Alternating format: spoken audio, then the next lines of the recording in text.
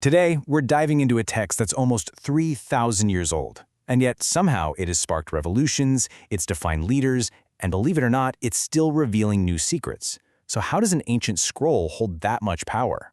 Let's get into it. That's the big question, right? How can something so old feel so alive, so relevant? Well, the power of these words isn't just in what they say, but in how they've been used at these incredibly important moments in history. And our story kicks off in a very specific and maybe unexpected place. You might think it starts in a grand palace or on some epic battlefield. But no, the moment that launches this global movement happens in a small local synagogue, with one person unrolling an ancient scroll to read. Okay, so picture this. We're in a synagogue in Nazareth. This is the moment Jesus decides to launch his entire public ministry, and he doesn't do it with some brand new speech he wrote. Nope, he does it by unrolling a very, very old text. So, you have to imagine this enormous scroll. We're talking like 24 feet long, and Jesus unrolls it and finds this exact passage. He doesn't just read a random part. He very deliberately picks these specific lines to make his first huge public statement. And right there, that becomes his mission statement. Think about how radical that is. It's a declaration focused completely on people on the margins, the poor, the broken, the oppressed. He is literally claiming this ancient prophetic job description as his own, for everyone to hear. All right, so to really get what's going on in these texts, we've got to talk about probably the single most important rule of reading anything, especially ancient scriptures. And that rule is context. What did these words actually mean to the people who first heard them? Okay, I'm going to say a name. Lucifer. What comes to mind? For pretty much everyone, it means one thing, right? Satan, the ultimate fallen angel. But what if I told you that the original author of Isaiah wasn't talking about that at all? Check this out. On the left, you see the original context. It's basically a political diss track against the super arrogant king of Babylon. But then, look at the right.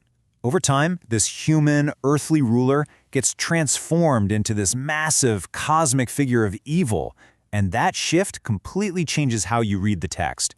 It moves from the world of politics to the world of, well, theology.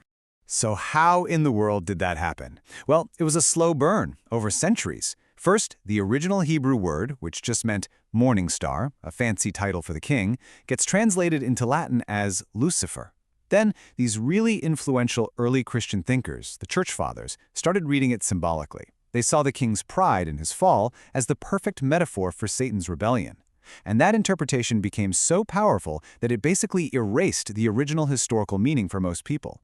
And this brings us to such a critical point. When you pull a piece of text out of its original home, out of its historical and literary setting, you can pretty much make it mean whatever you want it to mean. Understanding the context is the only way to get back to the intended meaning. Now, context is key for sure. But Isaiah did more than just speak to his time. He actively grabbed the biggest ideas of his day and flipped them upside down.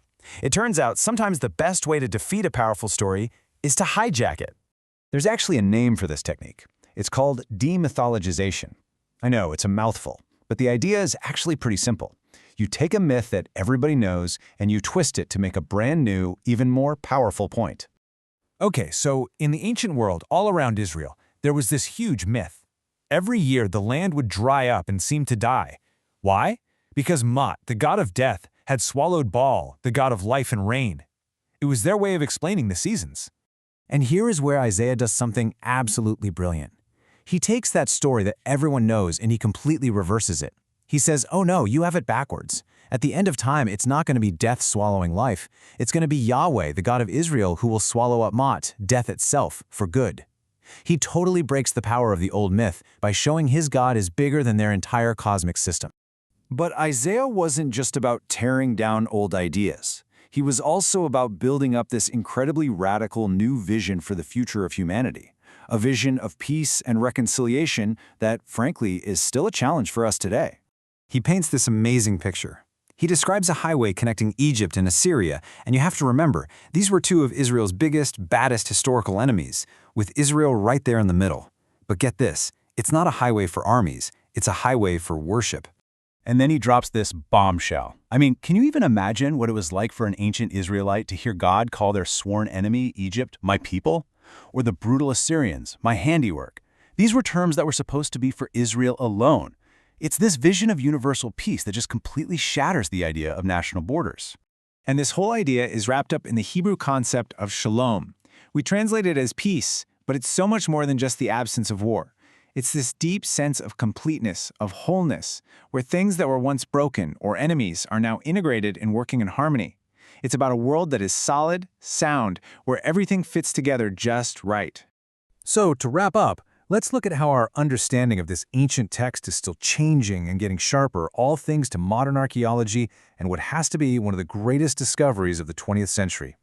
So, before the Dead Sea Scrolls were discovered, there was this verse in Isaiah that was kind of a head-scratcher. It read, "The treaty is broken, the cities are despised," which doesn't really make a lot of sense.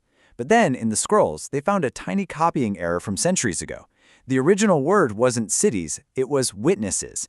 And suddenly, boom, it makes perfect sense.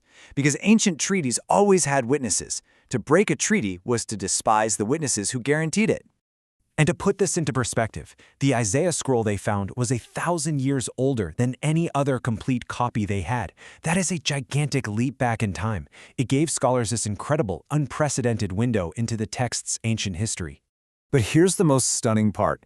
Everyone expected to find a text that was full of mistakes and changes over time, but they found the exact opposite. The scrolls proved that for over 1,000 years of being copied by hand, the text had been passed down with incredible accuracy. The Bible we read today is fundamentally the same one people were reading 2,000 years ago. So let's pull this all together. We've seen how an ancient prophecy can become a revolutionary mission statement. We've seen that context is absolutely everything if you want to unlock the real meaning. We've seen how ancient writers could cleverly reshape the culture around them. And through it all, there's this core message of hope and a stunning vision for universal peace. And maybe most importantly, studying these texts isn't a dead end. It's a living, ongoing discovery. I mean, think about it. This journey isn't over. The Dead Sea Scrolls clarified a single word, and it changed the meaning of a whole verse. It really makes you wonder, as we keep digging and keep studying, what other secrets are these ancient words just sitting there waiting to reveal to us next?